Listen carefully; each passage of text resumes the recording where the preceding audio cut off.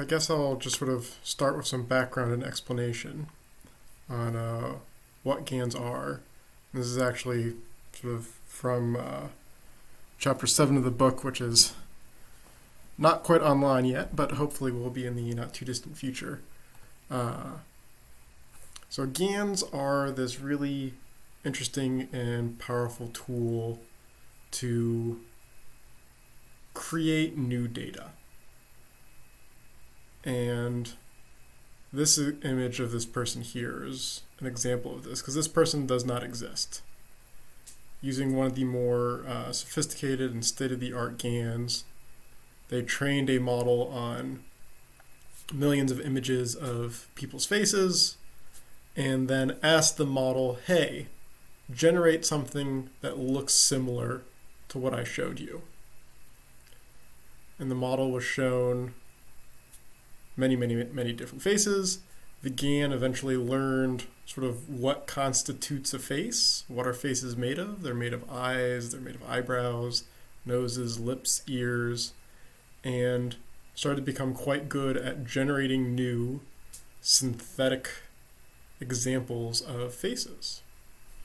And this one is taken from this fun website, thispersondoesnotexist.com.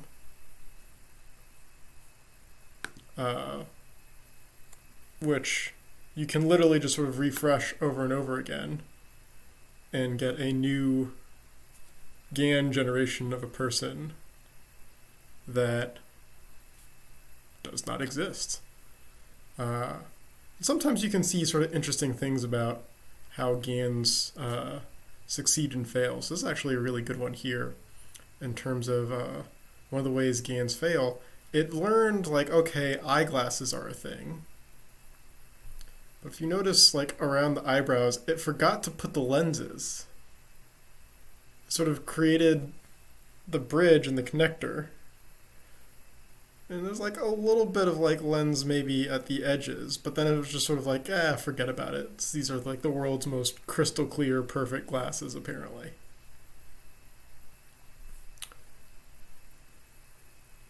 So this is a very neat and interesting tool, and you can use GANs to manipulate images, which can make useful products, or can also unfortunately be used for deceitful purposes. But either way, they are currently a very sort of powerful tool, one that a lot of people are interested in. And if no one says anything, I'll just sort of keep going through some background on what GANs are.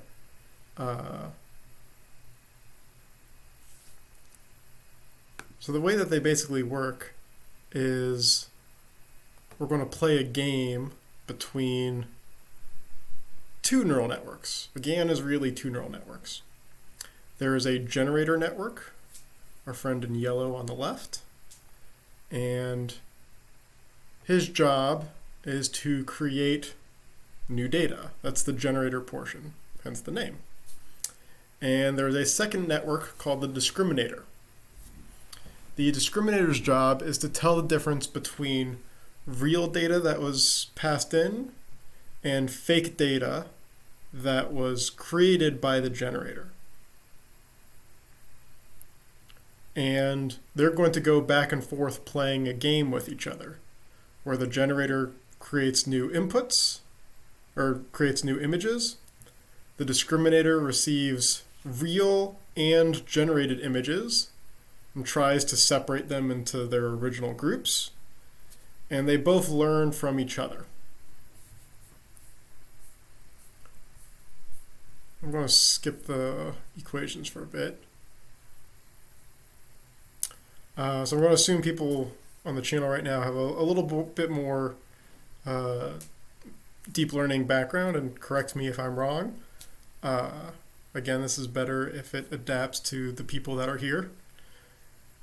But we have basically this kind of setup where during one round, the discriminator sees multiple images.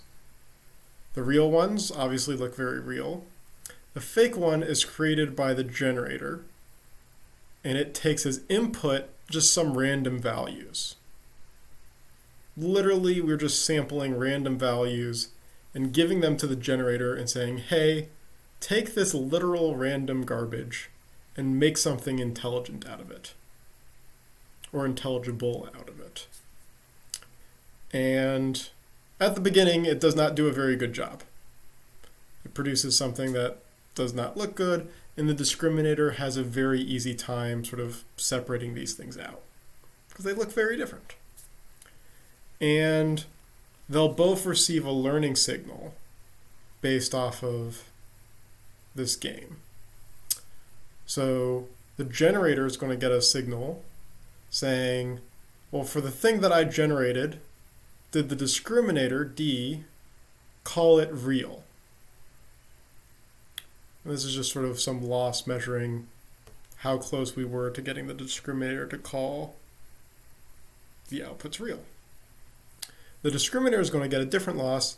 It's going to get a loss over the real and the fake data, which is just a normal classification loss. Did it call the real items real? So it's the green inputs. And did it call the fake item fake? So it wants to classify things correctly. And the discriminator's loss is based off of the discriminator classifying correctly. And the generator's loss is based off of the discriminator making errors on only the data that the generator produced. And if you repeat this game over and over and over again, at the beginning, the discriminator does a really good job because the generator is just really bad. Eventually, the discriminator makes a mistake because the generator is starting to get better. Right? So at this point, like early on, the discriminator can sort of rely on very simple, not very good features to tell what's real and what's fake because of how bad the generator is. But as the generator gets better, so that's sort of like round 2 here, that forces the discriminator to start to get better as well. And then the discriminator gets better, that forces the generator to get better. That's sort of how this back and forth goes. And eventually, as we do this many, many times, we hopefully get to the point where the discriminator is probably still winning, just because the discriminator has an easy job, or an easier job. But the generator is hopefully starting to learn to produce some really realistic looking outputs. So that at a high level is what a discriminator and or a GAN is doing. It's these two subnetworks going back and forth and playing this game. Does that make sense to people watching?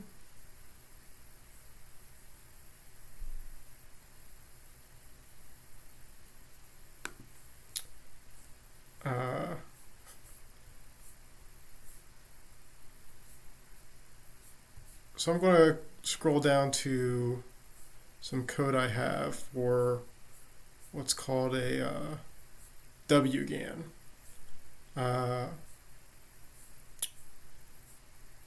It basically follows this setup.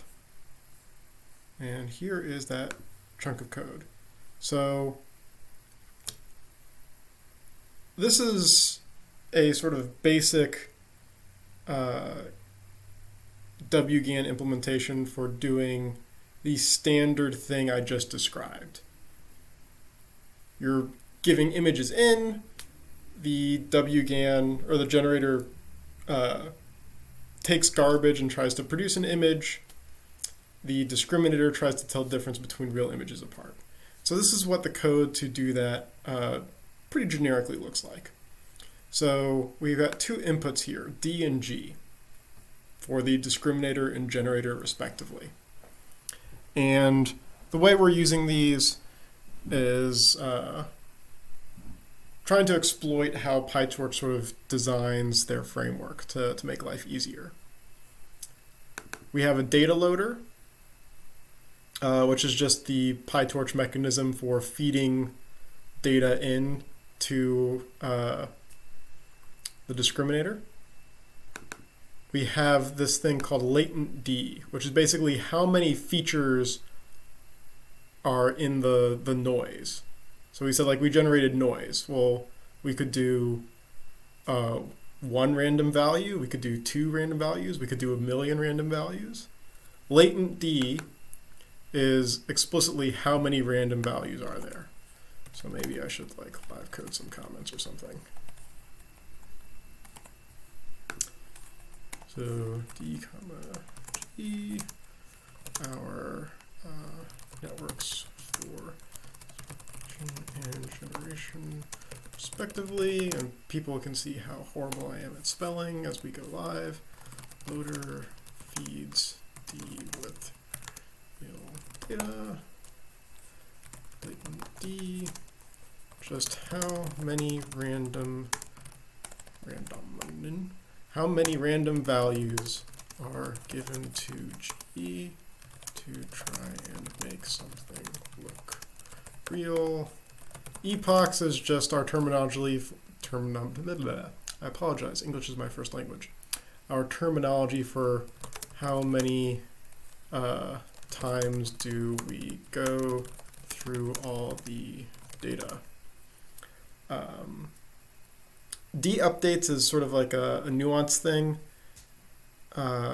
It's often beneficial to update the discriminator more times than the generator so that it changes more from one step to the next. But we're going to ignore that for now. And then device is literally just like what device is doing the computation. So CPU would be slow and sad, and then a GPU will be much faster and make us happier. So what we do, we move our 2 neural networks to the device that we want to use. We set up an optimizer for each of them independently, because we sort of take turns going back and forth in this game. We say, well, what do you optimize? The optimizer for D takes the parameters of D is what it's going to optimize. Optimizer for G, the generator, likewise takes the generator's parameters to optimize.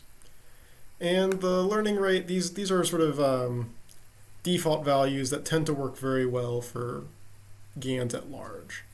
And we're just going to ignore them for now. And so what do? So we go through our data set,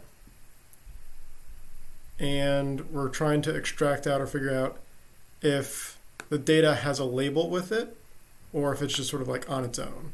So we sort of unpack it as appropriate. If there's 2 items for each data point, we assume that there's the actual data and then labels associated with it. And otherwise, we just assume it's the raw data.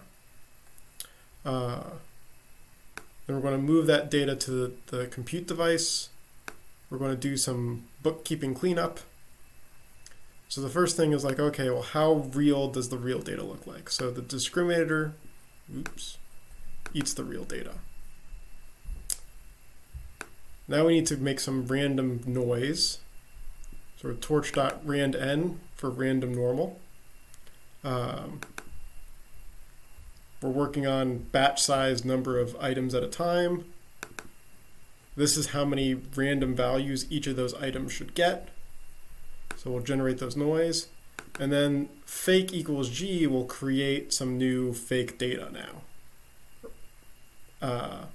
And then how badly does the discriminator work on that fake data? We just feed the fake data into the discriminator.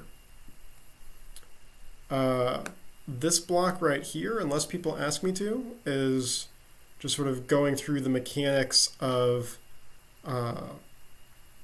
computing the penalty for how badly the discriminator is or is not doing. So basically, the main thing is sort of interpolating between the real and fake data and getting a new output. And it's computing the gradient with respect to that output. This is a really ugly PyTorch function, but that's what it's doing. And then just sort of penalizing that gradient for being too far away from 1. So we see grad.norm -1, and then that gets squared. So this is basically penalizing the discriminator for being too complex and too sophisticated, and penalizing it for being too simple.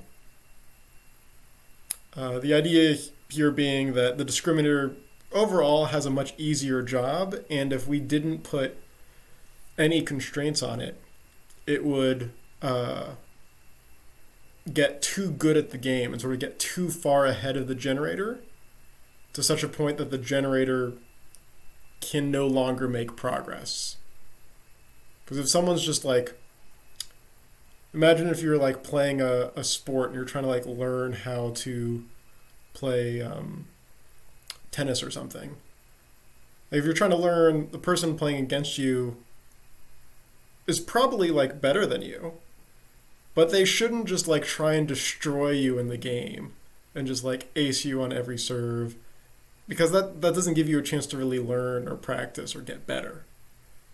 It's just too far a gap in your skills. So the person who's trying to teach you normally like plays easier than they actually can. They hit the ball softer. They sort of don't run as fast as they necessarily could.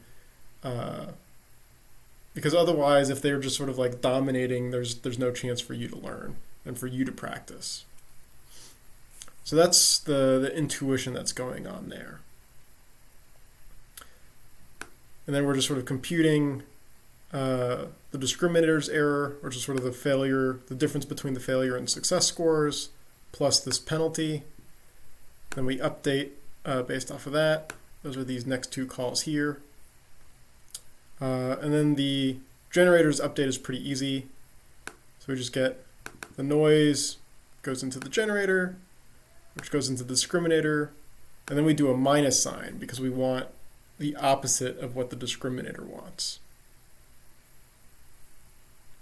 So we do that, we get the score, and we update the generator and the discriminator, or the generator. So this is sort of the two steps on one sort of bunch of data. And we can see some examples of like what this can learn. So this is on MNIST, and this is using that code to train a convolutional GAN. So the generator and the discriminator were sort of small convolutional neural networks. Then we say, okay, let's make some noise. Let's feed that noise into the generator. We're not doing anything with these scores at the moment. Let's move it to the CPU so that we can like plot it, because Matplotlib only works with CPUs. It doesn't understand GPU things. And then let's plot these images. And we can see they're pretty realistic looking in general. They look like digits. And there's something that's a little odd, like there's a 0 here that's, I don't know what's going on there. It's just got a weird shape. This was just a failure case. But otherwise, they look like things you could conceivably see. Here's a nice 8, a 4, a 1, a ugly but realistic 6, a 7. It's probably a 4. It looks like it got confused between a 4 and a 5. There's a 9 over there, a 5 there. And you can just sort of scroll through these and see a lot of good digits.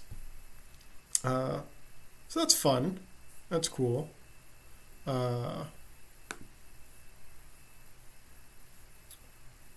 So now we'll walk through the code. Maybe what we'll do next is we'll do an example of sort of like a translation, like an image colorization. Because what GANs are really good at, or one of the things that makes GANs really useful, is you can do sort of this one-to-many mapping. So if you have a black and white image and you want to turn it into a color image, there's more than one possible color image to create. There's more than one colorized image that would look reasonable and realistic for a single black and white input. And what GANs can do is, or what GANs are good at, is that scenario. because they can sort of pick one option and just sort of go with it, which like something like an autoencoder can't really do very well. So let's create sort of like a toy problem. This is still running. I'll just have to kill some of this. So let's create a toy problem. So we have our MNIST data set, right? We don't. What was our data set defined as?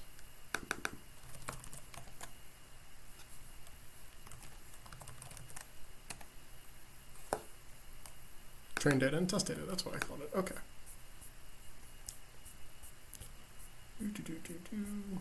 Scroll back down. Why is this side-scrolling thing not showing up? So I can just go all the way to the bottom. Whatever.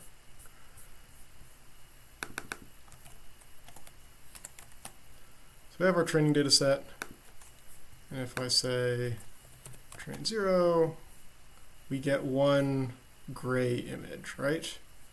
So let's make a new version that is colorized.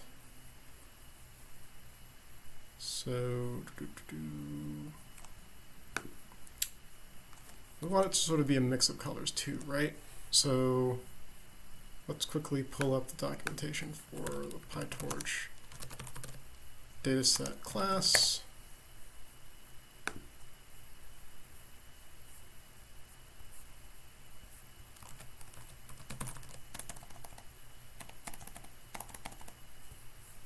Okay, so here's the dataset class. I'm just going to grab this and chop it up. So let's call this color MNIST. MNIST with colors. Spelled wrong. So what we have as input is really sort of the orig MNIST.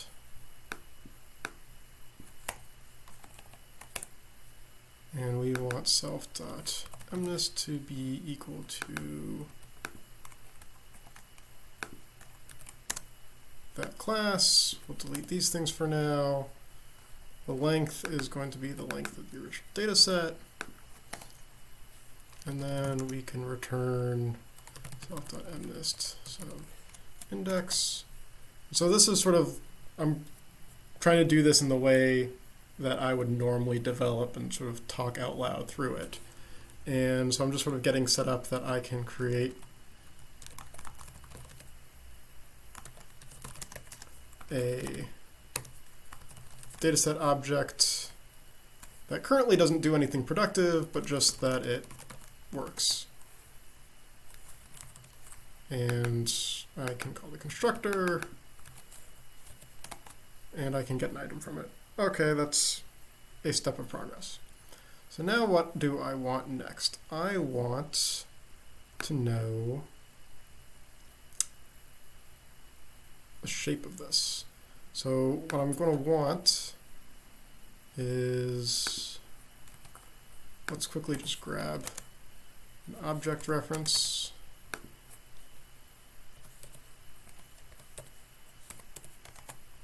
And that should give me just a tensor. And it has a shape of 12828. It says 28 pixels wide, 28 pixels high, and there's one color channel, which is just black and white. And that's not what we want. We want 3 color channels, red, green, and blue. So one really lazy dumb thing I could do is I could say torch.stack, I say xxx, dimension equals 0, shape. That wasn't quite right. That wasn't quite right either. So I do dimension equals 0, and then I say squeeze. That should remove the one dimension. Okay, now I've got the shape that I want, which is red, green, and blue. It has the same values in all those dimensions. I can say, well, this is X color, but then if I try to like plot this, I say matplot. What do I have it imported as?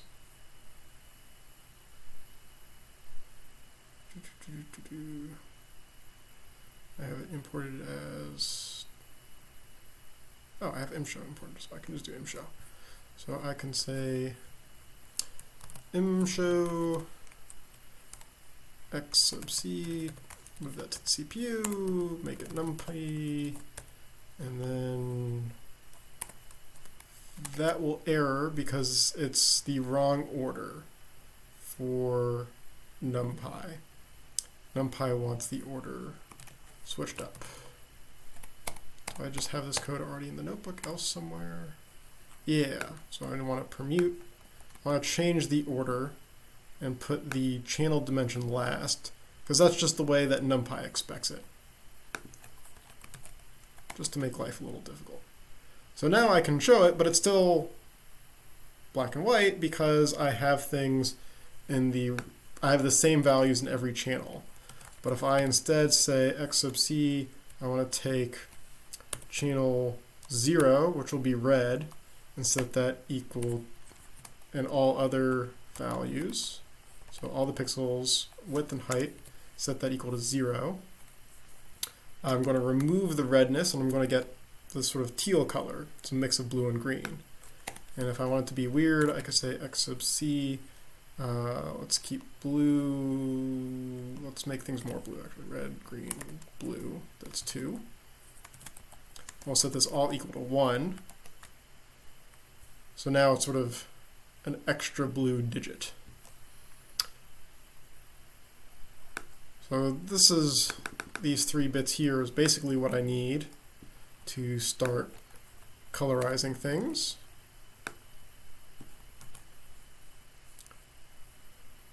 So I'm going to go over here. I'm just going to add that to my get item code. And then I'm going to have trouble typing.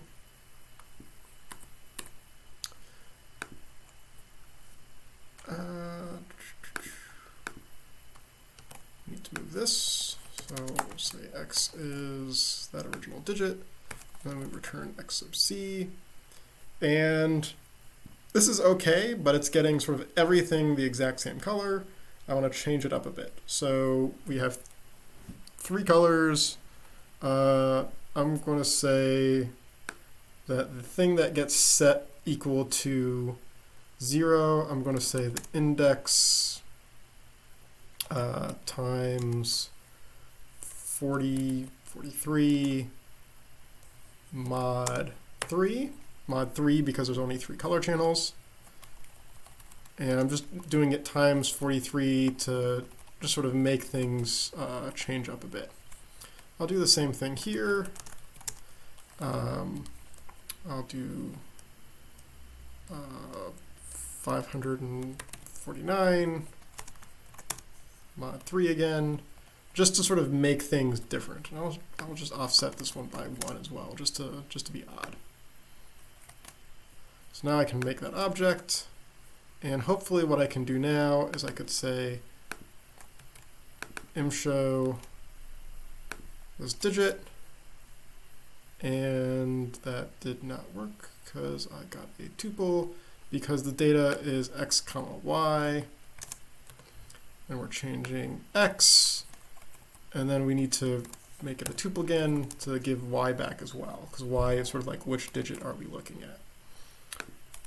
So now let's try this again. And okay, so we got a different color digit. This one seems to have a green background and blue text. And if I run the same digit multiple times, I get the same answer over and over again, which is good. I desire that for consistency. And if I just try different digits, I should see that I'm generally getting different colors, which is nice.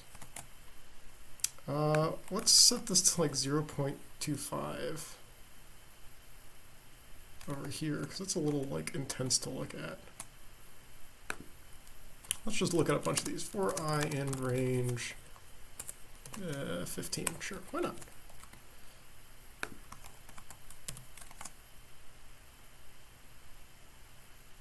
Oh, that did not show multiple images. So I'll just keep typing. But yeah, okay, so this is looking generally better. And we're seeing that we get different color digits and the same background over and over again.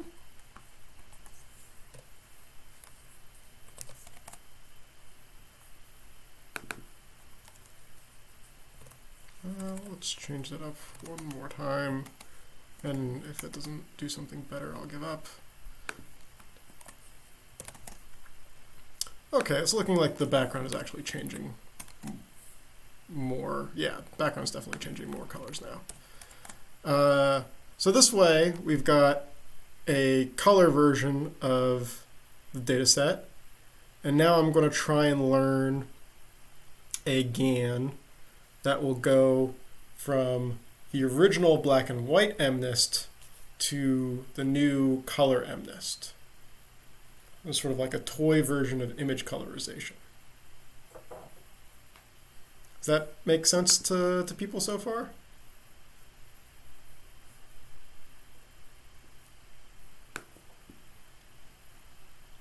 So I use this as a strategic water break.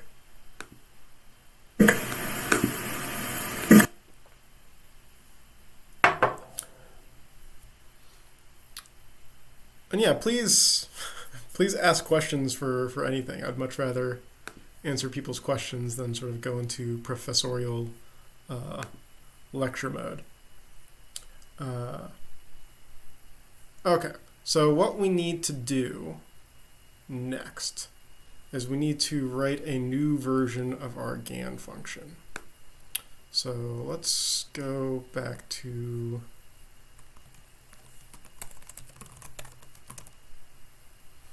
train wgan, and here's our function.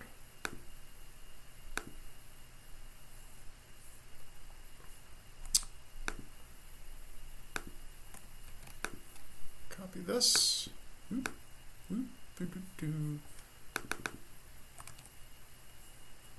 So we need a new version of this function. So first thing I need to decide is, do I want one data loader or two data loaders? Because I have the two sort of sets of images. I have the original gray image, and I have the new colorized version of the image. And I'm going to go with one data loader because I want to sort of make it easier. It's like these are paired up exactly. If I had two data loaders and they're sort of each shuffling the order, it's pretty easy for them to get out of sync. So one data loader, and I want to sort of be very explicit. It returns a tuple of shape x, or a tuple of x, xc, y, and x is going to have a shape of 1, 28, 28 because it's black and white. X sub c will have a shape of 3, 28, 28 because it's in color. And y is going to have a shape of just sort of one value. And really there's also a batch dimension in here, but the PyTorch data loader takes care of the batch part. So with that in mind, I'm going to go back and I'm going to modify my color MNIST to return the original image as well. So do that. Test this again. So that time this is actually black and white, but it's the first image. And then I do the second image, and I get the color version. ImShow likes to default to this really ugly color scale for, by default, it's bad. But yeah, you can see that if I like do any other index, it's going to have the exact same color scale because it's really black and white right now and not color. But if I go to index 1, the second item in that tuple, then I get the color versions. So, okay. So, all right, I've modified my data set to do that. And the noise is going to work a little bit differently now. Actually, we can do this by removing the noise at first. Let's see what happens. Ideally, we want the noise, but let's just sort of play around. We need to update this. So we're going to expect things of like 3. We're going to have, what are we going to have? We're going to have ridge, let's call it input data. That's going to be the black and white stuff. Input data. We're going to have the target data. So what we want to sort of convert it to. So we want to convert it to the color domain. And then we still have the class label, which we're not really going to use right now. So we're not going to call it with a data set like that, so we'll just delete that. We'll just say else print something is wrong times 20, just to make it obvious.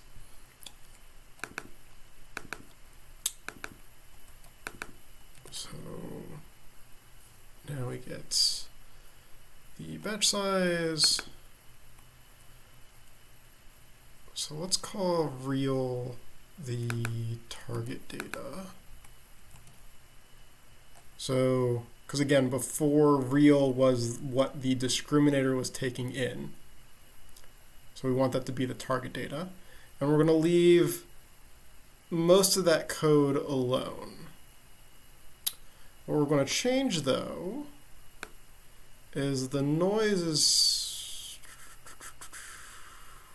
I'm debating on, do I want to rename noise right now? Or do I want to leave it because I might want to come back to using it later? I'm deciding that I'm going to leave it as is-ish for now. I'll just comment it out. So we'll say that the noise is equal to the input data to device. This is not actually noise, but we may want to add it back in later.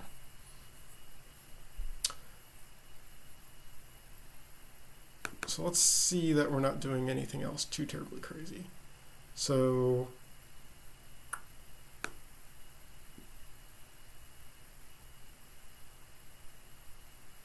actually, no, we really do need the noise, because the noise is what lets the generator sort of decide on its own should this be a real or a fake item. So what I'm going to do is I'm going to say that, let's be a little explicit, D takes in an input of shape batch comma 3, 28, 28. So it's going to take in color images, outputs a shape of B comma 1, because it's just making one prediction for everything, which is real or not. G needs to take in an input of shape B1, 28, 28.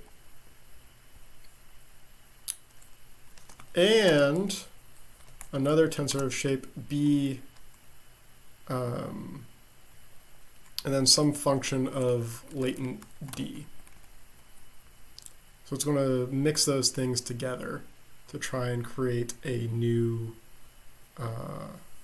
image. Let's just say B latent D and try and simplify our lives a little bit. Now I'm going to sneeze. Excuse me.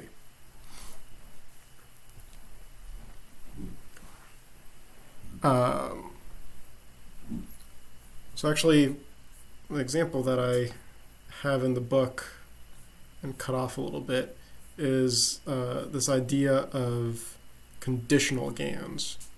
where you're conditioning the network on something. You can actually see I was doing that same kind of thing there, where there was the noise plus the class label. So what we're going to do is basically do the noise and the image instead.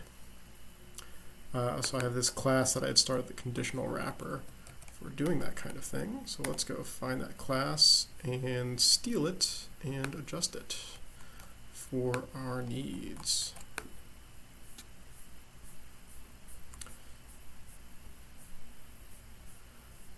So there's wgan. So let's look at the next thing we need, which is, what do we want to call this class? Let's call it the noise image combiner. So we have the input shape.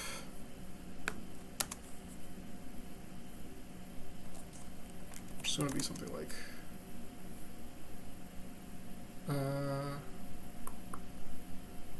B12828. How many neurons do we want to use? We do not care about classes, so we're going to delete that. We have the main neural network. That's really just going to be the generator for now.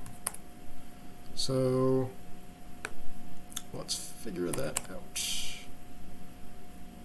Oops. So before we had this label embedding, well, so here's our combiner. So how are we doing this? We're creating a fully connected layer, which is sort of something 2 times the input size. Well, we're doing this with images, so what do we really want? So we're going to have, let's think about it actually as our forward function instead. So we have x image, latent code, and x image is going to be something like batch1 2828. The latent code is going to be something like batch comma d, and we want to mix them together. So the first thing we want to do is let's convert latent code from b comma d to b12828 shape. So let's say that let's call that a latent image as a result, and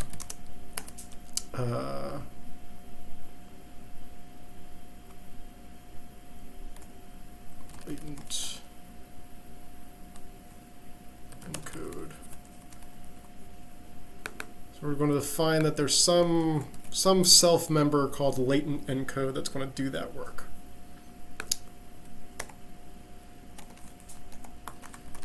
Next, let's make, well, actually it doesn't need to be that, it could be Q for just some other random value of Q. Next, let's make, what do we want to make next? We want to make a single input for a network to process. So let's say that there is self.combine.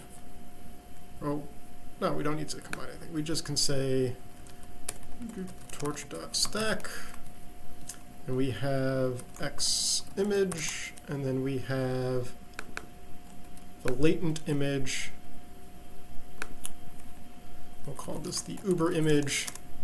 So this is now combining the original image with this latent code.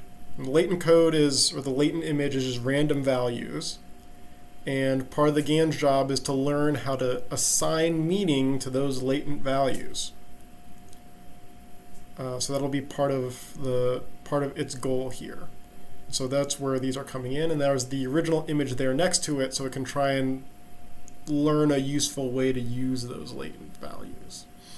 So we've got our Uber image, and then what's the output of this? returns, what do we return? We return an image of shape B3, 28, 28. So then we'll say self dot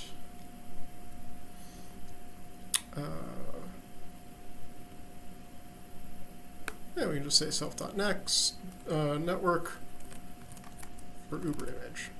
Okay, so now we've sort of understand the things we need to keep track of. We need this latent encode item. We need some other network to take in this Uber image. And we need to sort of keep track of what we're doing here. So let's do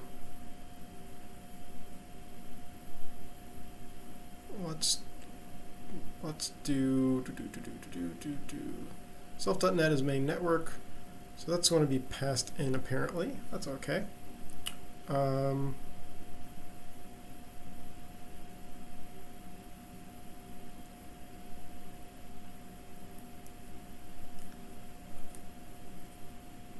So we have, where's latent D? What's neurons doing here? We're not even using that. So let's call this latent D. What on earth is happening with my keyboard?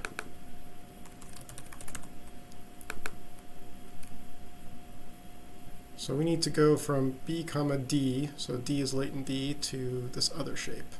So how many axes is Q? So Q is going to be latent dimension divided by 28 times 28.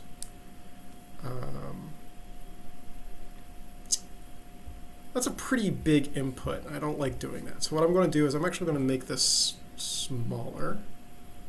And what I'm going to say is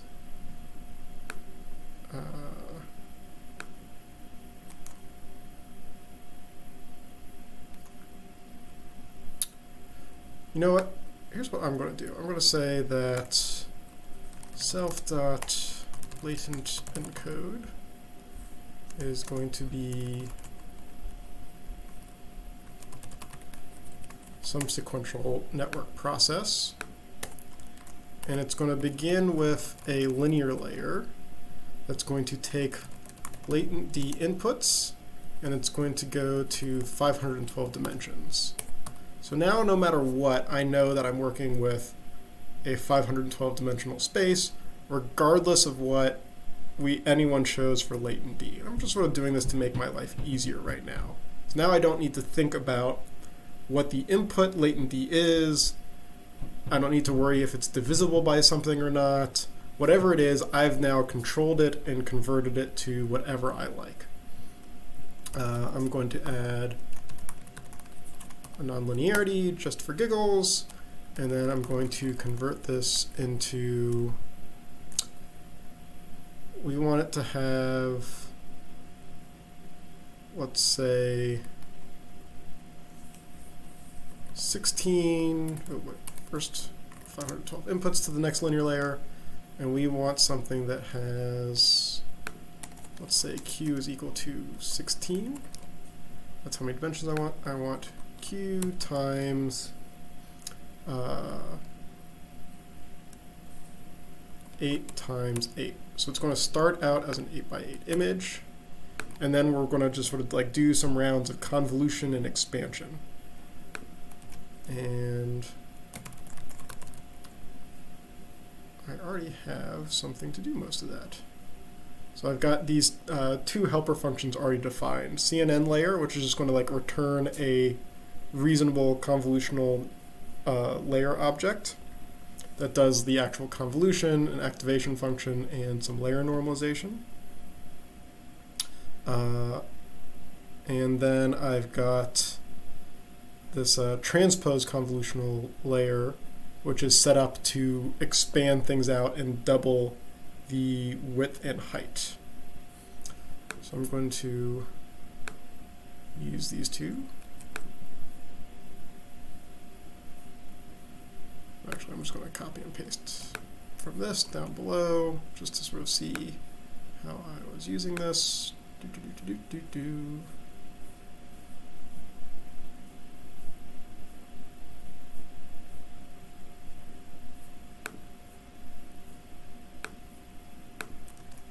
All right, so my CNN layer. Oh, the first thing I also need to do now is I need to use a view layer to reinterpret this from batch comma D to batch comma Q88, which I can literally just do as that. And because I sort of used a linear layer before, where I just sort of decided I'm going to convert to this, I can control that whole process and make my life easier. And now let's just throw in a CNN layer. Number of input filters is 8. Or no, it's Q. And let's just sort of keep it at Q. Kernel size, let's say, let's just define that as 3. The width and height is 8.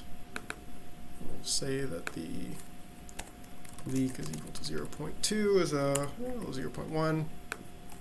It's a nice leak value. And that's now a convolutional layer. And then I also want a transpose convolutional layer.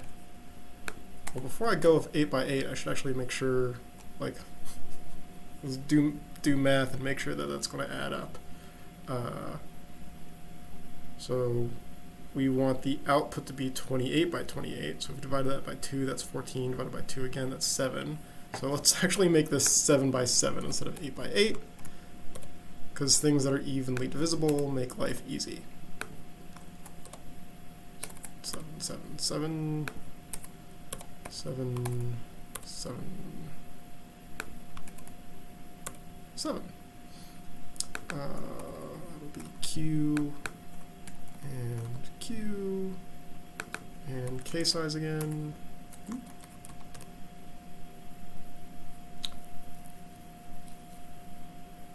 Okay, and this will now, one of the things I like to do when I'm writing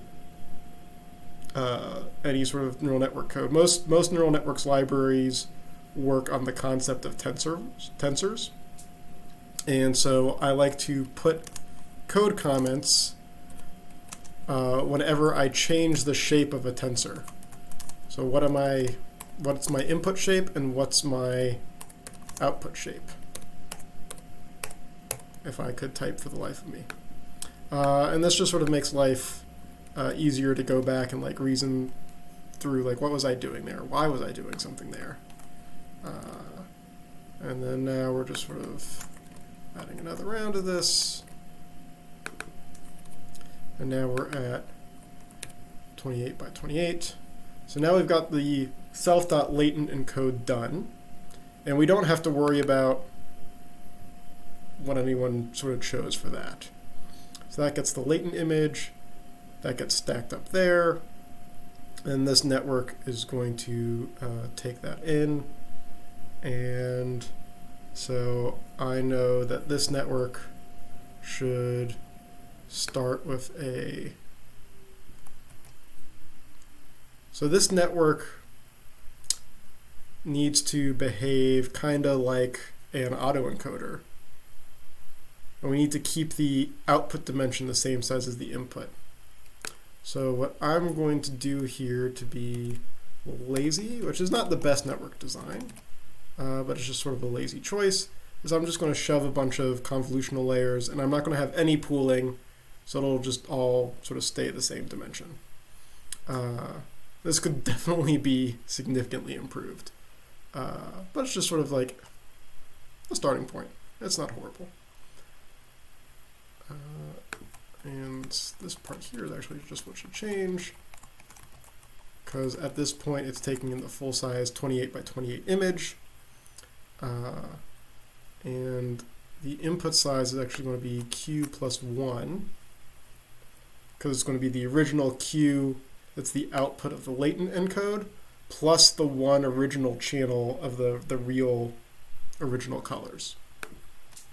So we'll say q plus 1, and then we'll go to, let's say q times 2 for the number of output channels.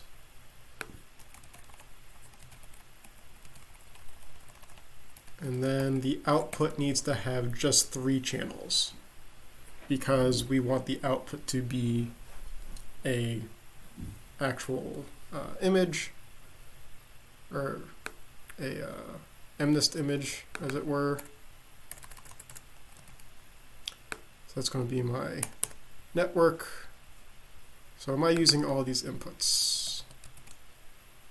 Input shape is not being used anywhere, so let's delete it. That's not being used. That's not being used.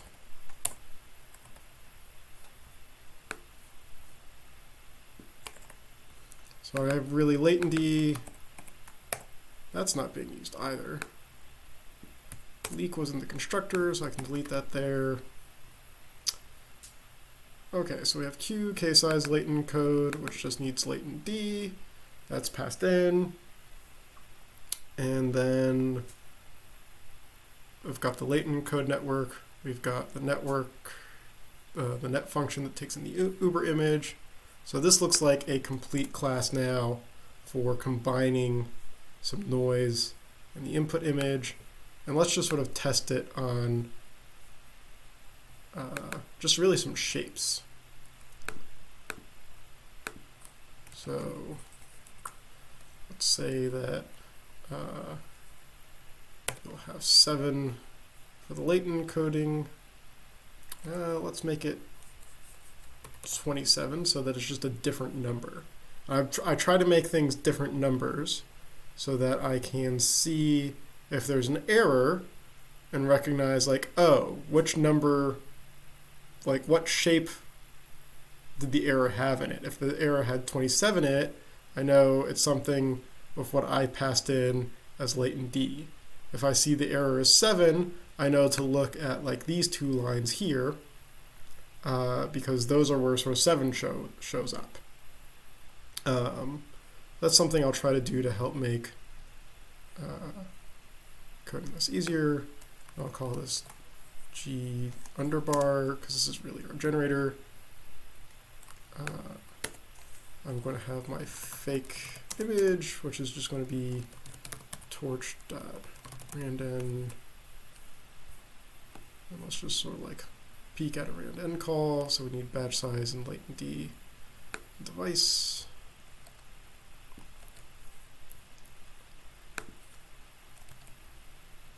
So let's say batch size is 6. Latent D needs to match that. 27. Device is the CPU. So we have the fake image. Did I do that right? Let's just run it and find out. So what is fake image's shape? Fake image.shape. 627. Yep, that's right. And then, well, actually, that's the fake latent. The fake image should be shaped like an image, shouldn't it? So the fake image should be more like 6, 1, 28, 28.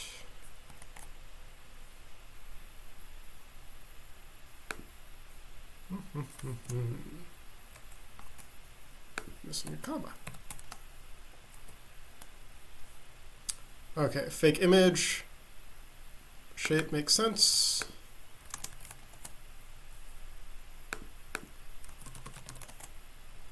They both have the same batch dimension, which is good. And then if I do G of what goes in first, the fake image goes in first, and the latent, I'd say dot shape. I should hopefully get, I did get an error. So what error did I get here? 677 is invalid shape for size 4704.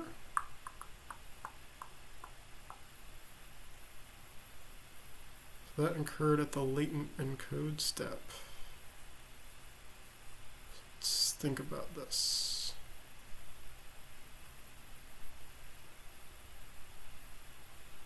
Latent D 512. 512 is Q times 7 times 7, and then I'm saying view Q77.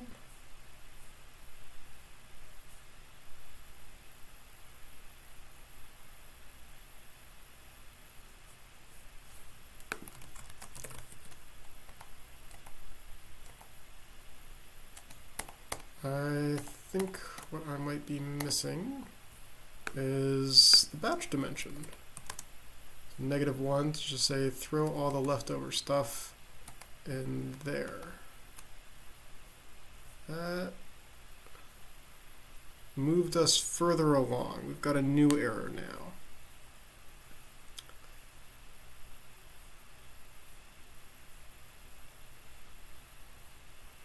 What is our errors? Layer norm.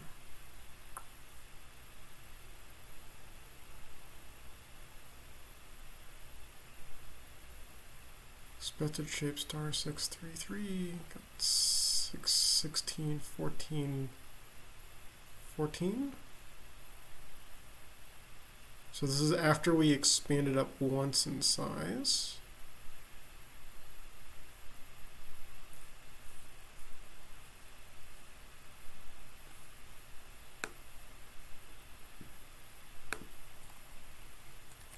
Let's see what happens if I just remove that for now. So is the error in my use of the transposed convolutions? It is, because that moved further along once I uncommented that. So let's see if it's just the first one or the second one. Okay, so the first one is having an issue. Let's go look at this function again really quick. So the input channels, the output channels, the width and height of the image.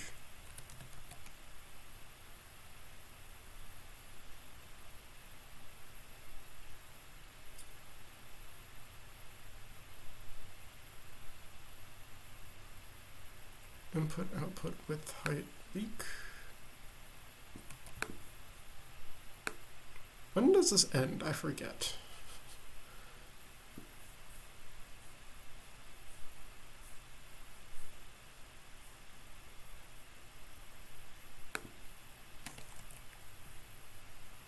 I have input, output.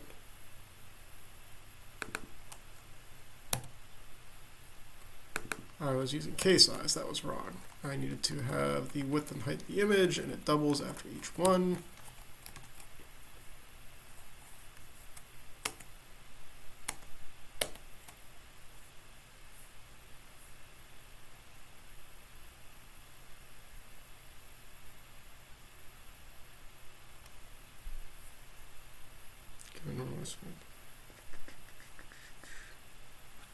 Apparently haven't fully figured that out.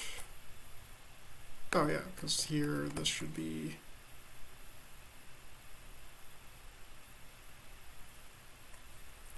now.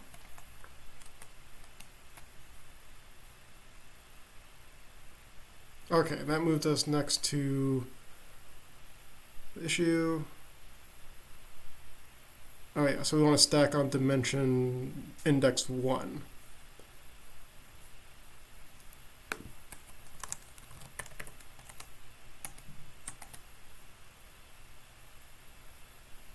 I thought we did.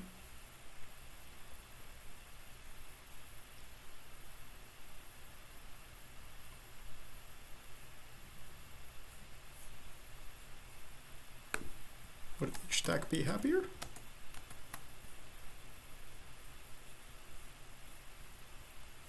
Let's look up the documentation really quick. Torch. PyTorch stack.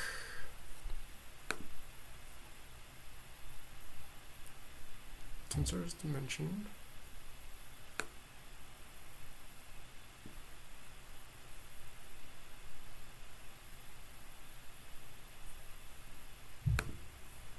That looks correct, so let's play a game.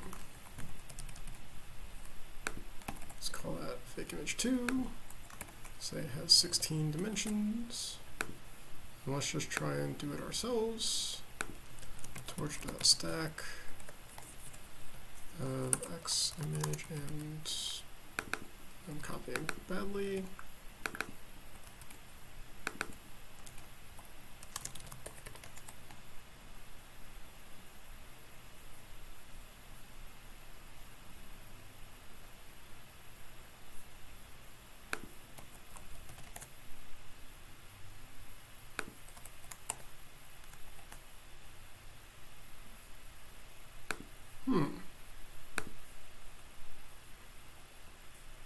Oh, maybe what I need is concatenate.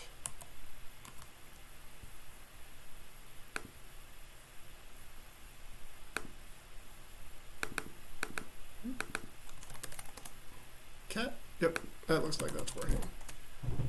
If I could not do that. So, yep, okay, so cat is what I really want. So, torch.cat instead of stack, because apparently stack requires exact same sizes.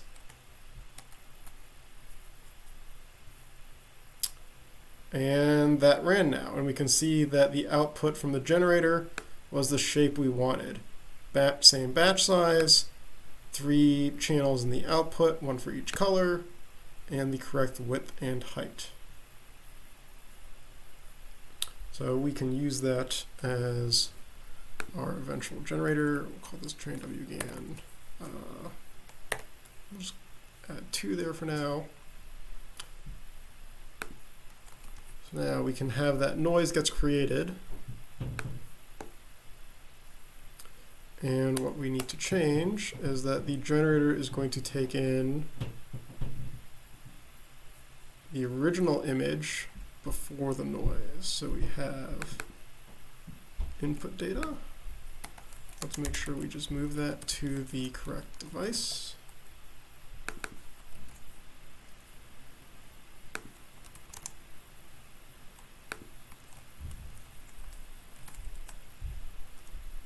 Let's just find the other instances where we call generator. And let's just add the input that it expects. So we called it twice in the 2 locations we called it. We just added in our new argument there.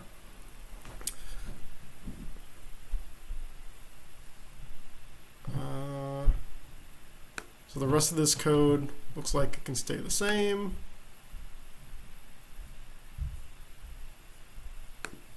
So I think we're good to start training this. So now what we need, let's delete our messing around there. We need a data loader.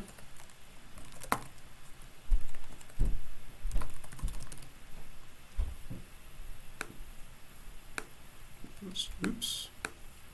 Just copy this loader really quick.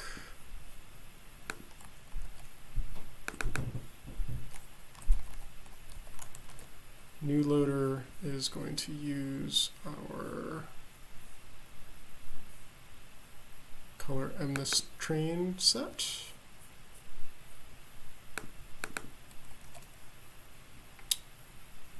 We've got the batch size, shuffle, drop blast.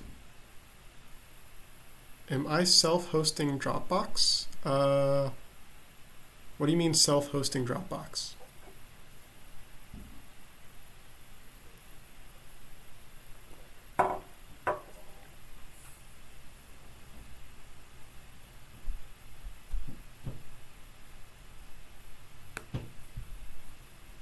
While I wait for that question, got a new loader, just sort of sanity check for X.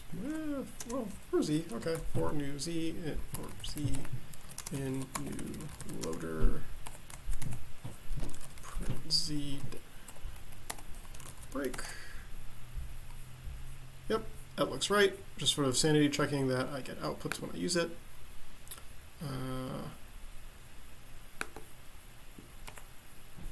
So I'm going to call this function now. Device equals device. We'll use my GPU.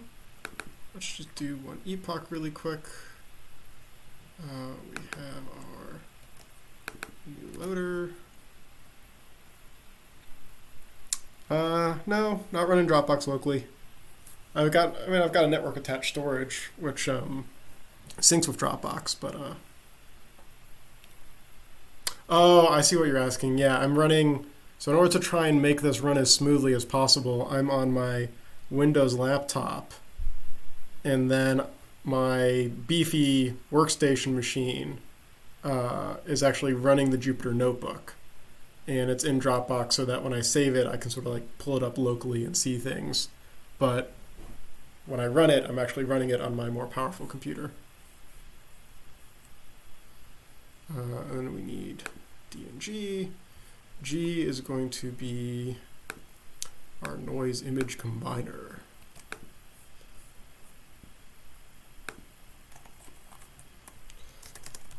G equals noise image combiner, and it needs the same value for latent D.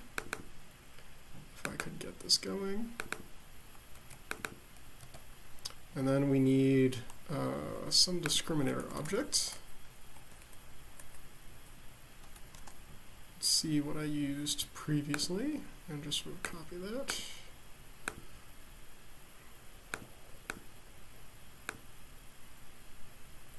I do not want to leave.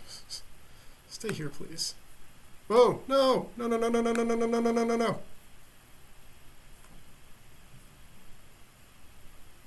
Uh-oh. Jupyter, please be nice to me. Give me back my code. It's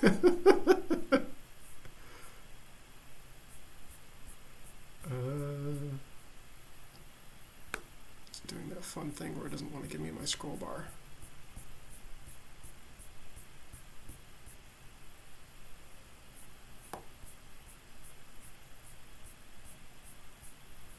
Okay. Why is it so hard to just search for things?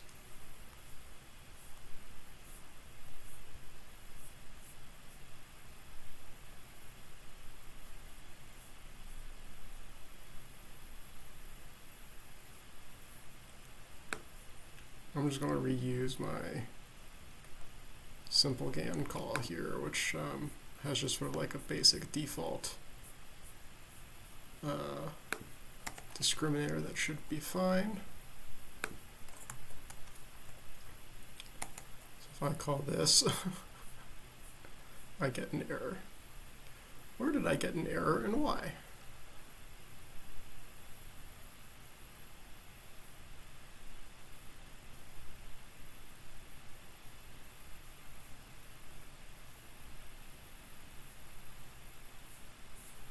Looks like a problem with the discriminator. What does the discriminator do? Oh, that is a discriminator for a fully connected thing. Let's try and find the actual one that I used. Yeah, that was for the, when I went back to the conditional Gan. Okay, so let's just copy and paste this over again, and this should work.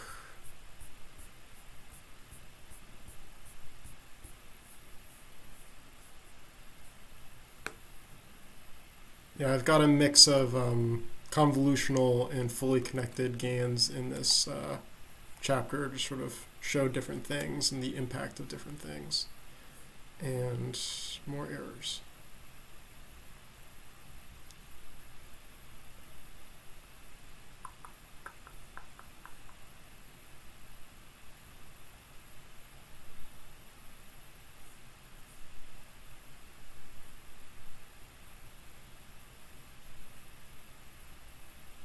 Oh, So here it says expected to have one channel, but got 3 channels instead. So I need to make this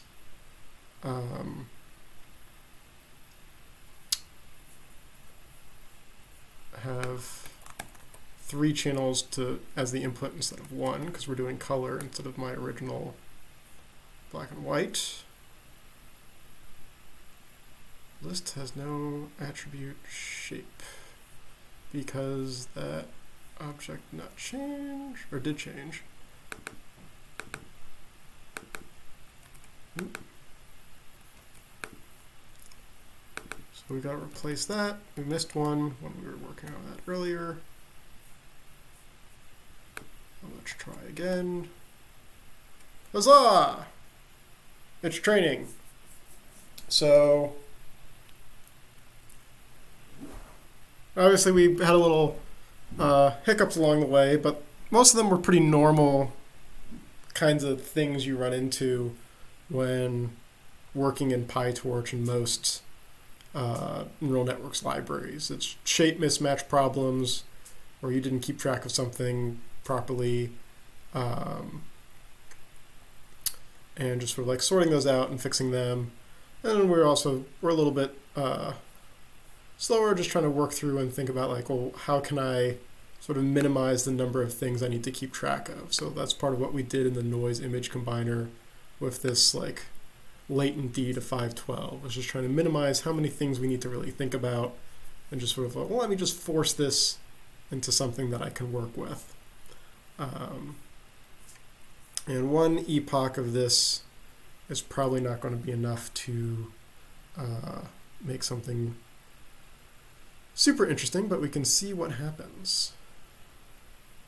Oh yeah, I forgot that it prints out the scores. So let's try and now create some images. So actually, for X black white, X color, Y in new loader, then break. We can just sort of like quickly grab an example batch of black and white images with their associated color versions. So we've got 128 of them. And if I create a noise object that has the right shape,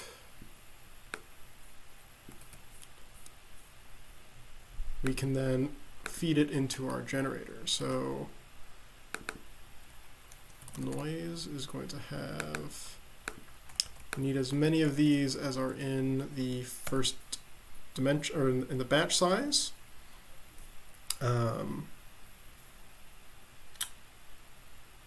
Then we need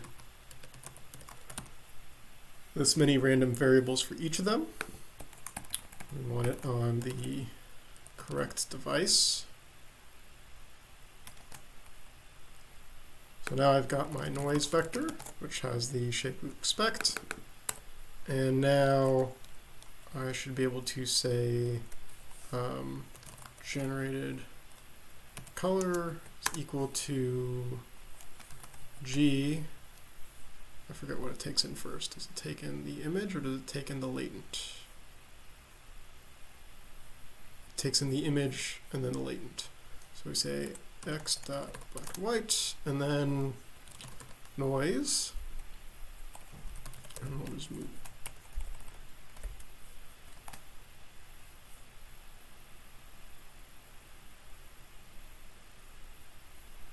What device is G on right now?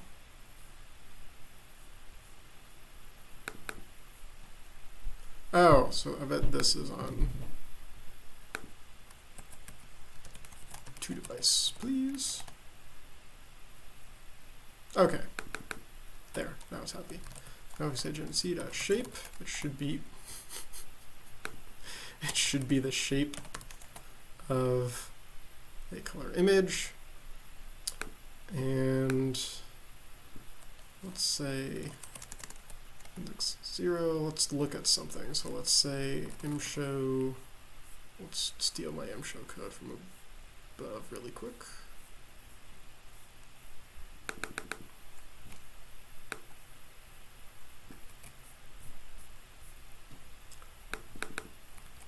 So I've got my original black and white image.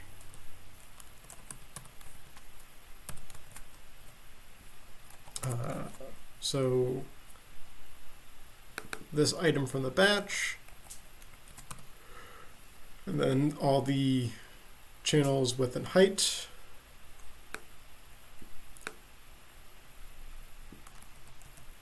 And then we want our new image, our generated version.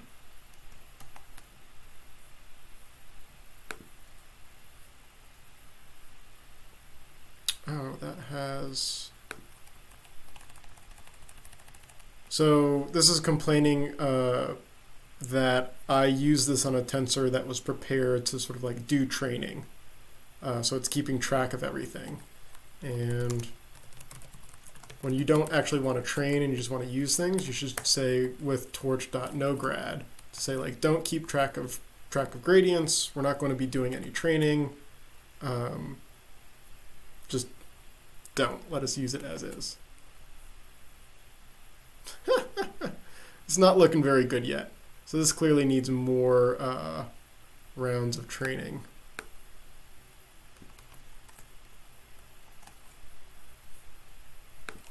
It's also generating images outside the color range.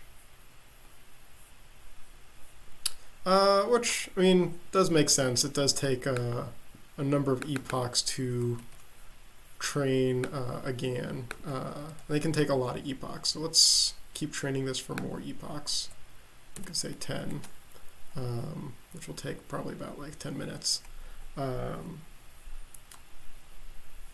what we did was sort of a full exercise of modifying a GAN to sort of work differently and work on a new problem. And really it's sort of about modifying, if you want to add information, sort of one of the easiest ways is to just make a new tensor that's supposed to represent that and concatenate it and literally just stick it on to something that already exists and update your models in order to support that. Which is basically what we did with the noise image combiner class. We said like, well, we want to have not just the noise, but also some underlying image to guide it. So I'm going to create a network to sort of make the shapes match. I'm going to literally just mush them together, and then I'll just feed that into my other network. And there's a lot of room to improve this in terms of just pure architectural choices. So like one of the architectures I actually cover is a UNet, which is a really good denoising autoencoder kind of approach. That would be a good fit here. Yeah, any questions I could answer or things people want to talk about?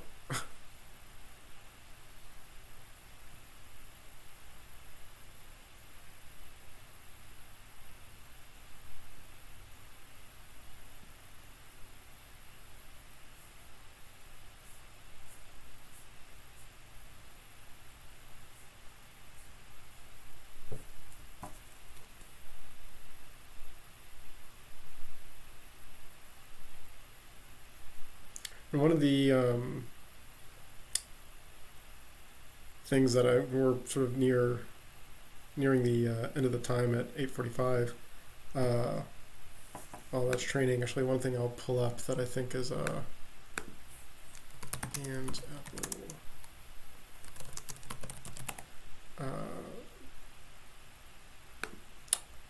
One of the things that is a common misconception that I'll see a lot is people who think that, well, because the GAN can generate new data, that I can make new data for training too. So if I only have 100,000 data points, I'll train a GAN on that 100,000 data points.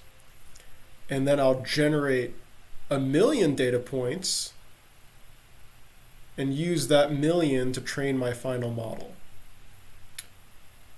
And that's like the seductive thought, like, oh, I can get new data for free, but it doesn't really work. GANs can't create new information. What they're doing is mimicry.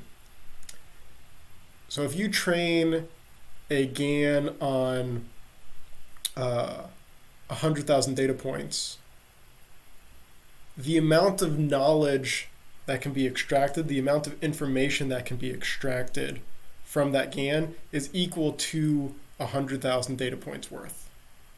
Even if you generated 1,000,000, it's no more information than if you trained on the original 100,000.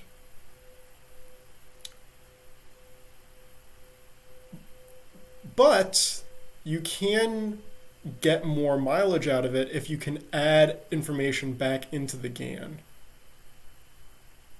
So someone asks, how much compute power do you need for the server, CPU, and GPU? What is the smallest system? Yeah, so the book, I wrote the book to sort of make everything fit in a Google Colab instance, which you can get for free. There's a pay-for version that's only $10 a month where you get sort of higher priority and longer access to a GPU.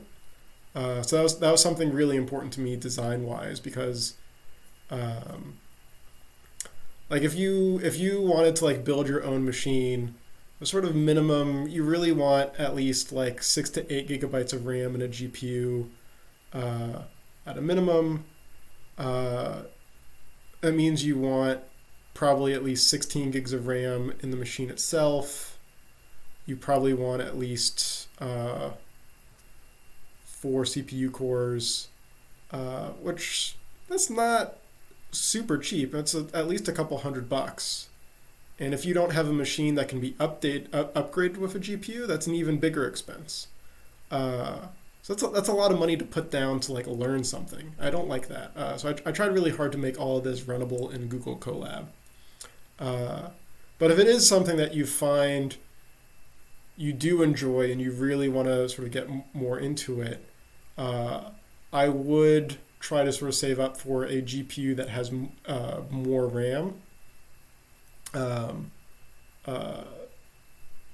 gigabytes or more would be really ideal if you can get it, simply because that's usually the biggest bottleneck in people's systems, is like they want to train a bigger network, but they can't. They just don't have the memory for it. And the trend is sort of the newer and newer architectures keep needing more and more RAM because they're larger, and it's just sort of the direction things are heading right now.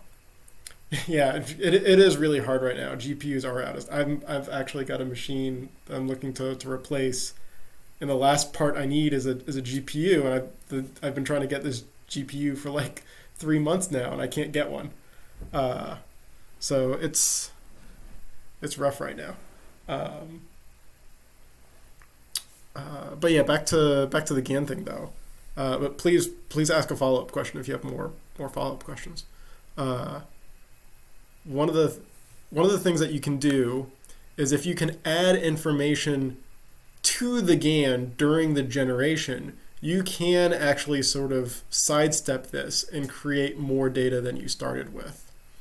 So this paper from Apple a while ago is actually a really, really nice example of this. So they were trying to build a better eye tracker. So you want to know, like, is this person actually looking at their phone? And what they have real images where they don't know where the eye is looking.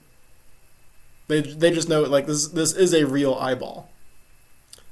And they have a simulator they can use to create like 3D rendered eyeballs, which don't look very realistic, but they know exactly where it's looking because they control it. They have the generator. So they use a GAN to take in a synthetic image and to make it look more realistic so that they get a realistic looking image where they know the answer.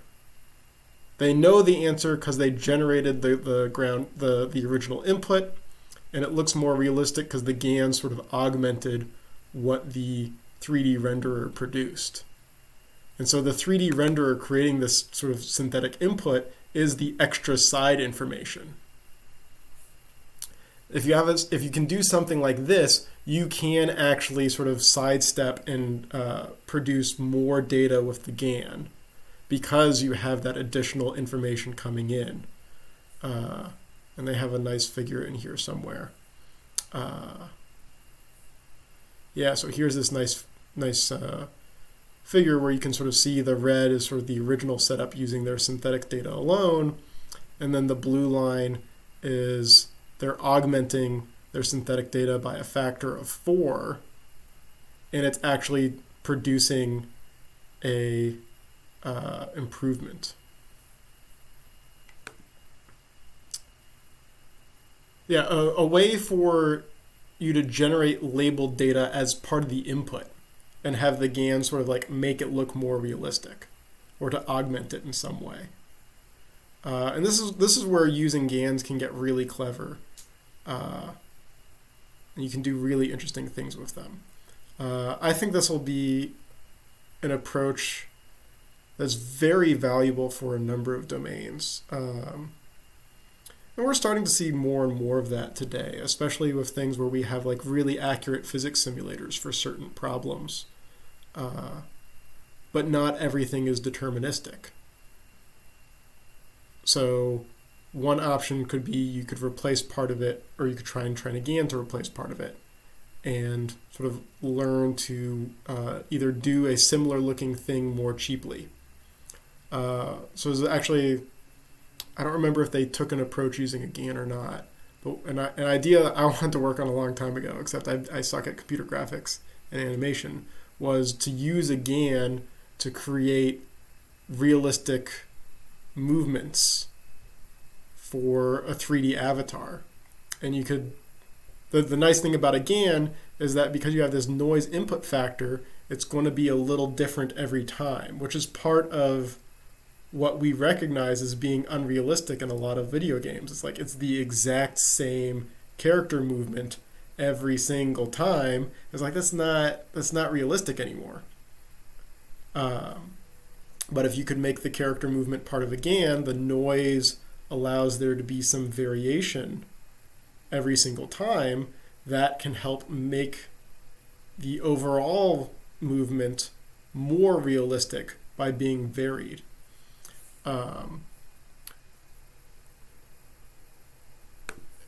Is this still training?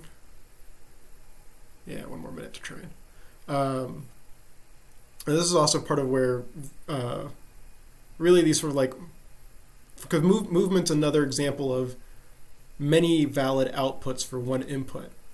The input might be I want to move my hand from here to here. So there's this direct movement path. But there's many ways I could move my hand from one spot to the next that all achieve the same goal, but are all different and valid. And GANs are one of the first approaches we developed as a community that are pretty good at that and not too terribly painful to get working. They are finicky, but we can get them to work. That's part of why I like image colorization as an example, because obviously there's 3 values and you're going down to 1 for black and white. So you're trying to invert the process, black and white back to color, but there's too many options. There's not one final thing. Let's see how this goes now. It's starting to do something. It kind of looks like a neat heart. Maybe a different digit will be more interesting. 7. No, not yet.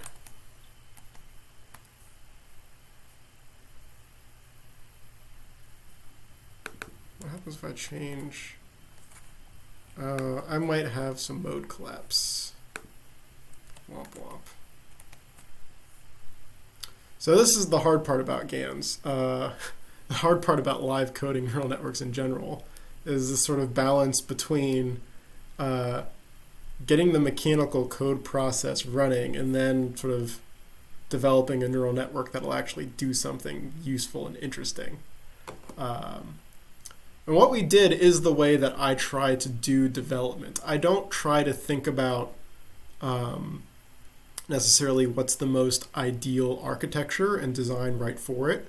I try to think about what are the inputs and the outputs and the shapes.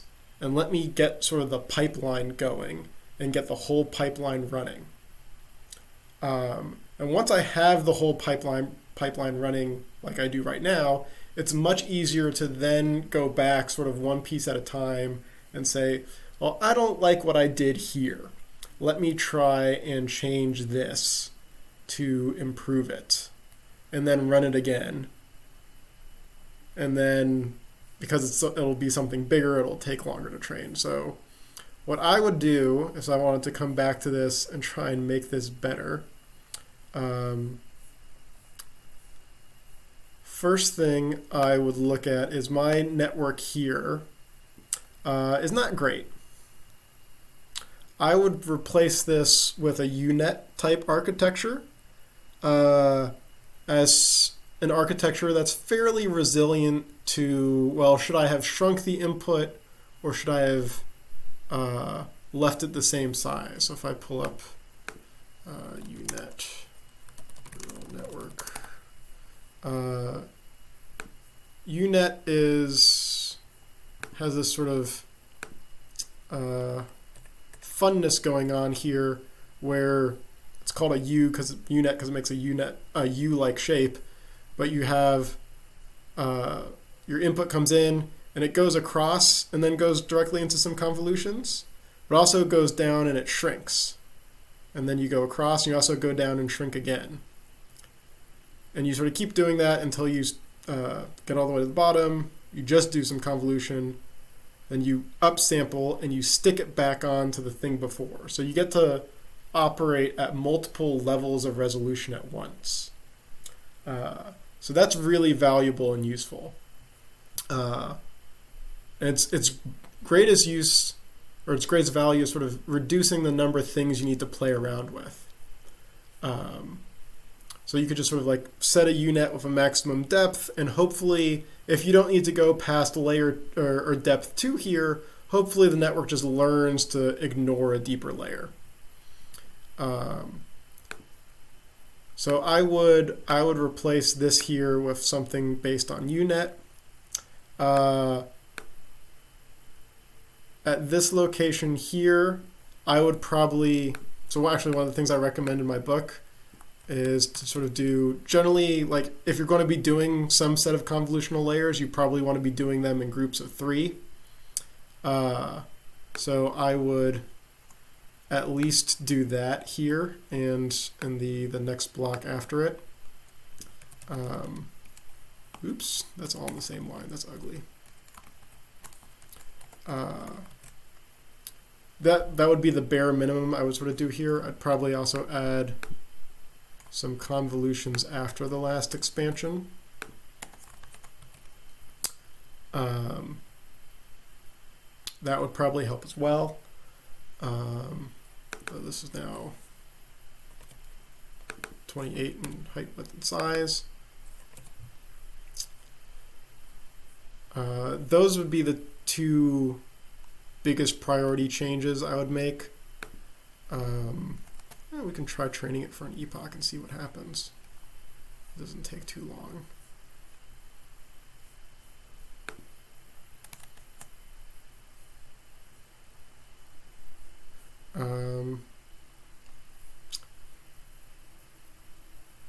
Yeah, the other thing that's really tough with GANs that requires a lot of playing around with is how big should the latent dimension be?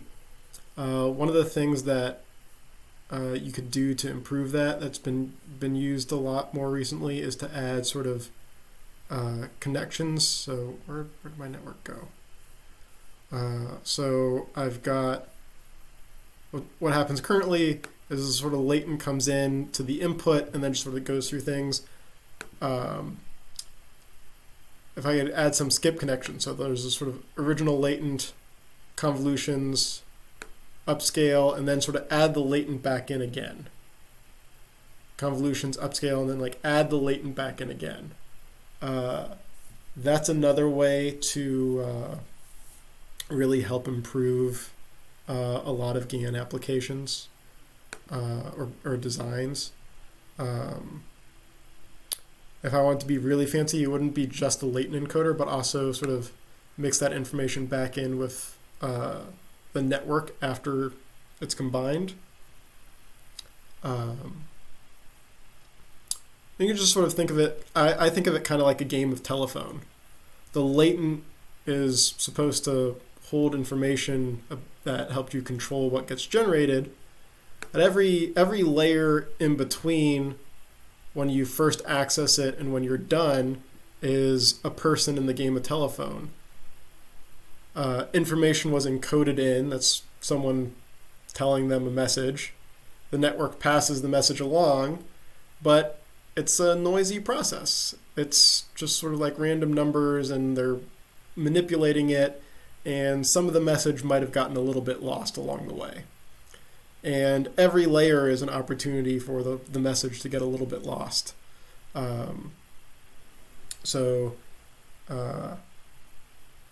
Making the latent sort of reoccur and sort of merge back in every so often is another useful approach to helping fix that kind of problem. Yeah, we're sort of at the end of the time.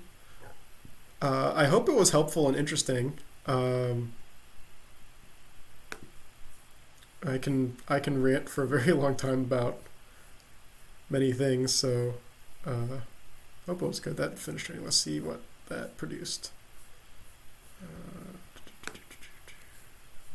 I need to generate.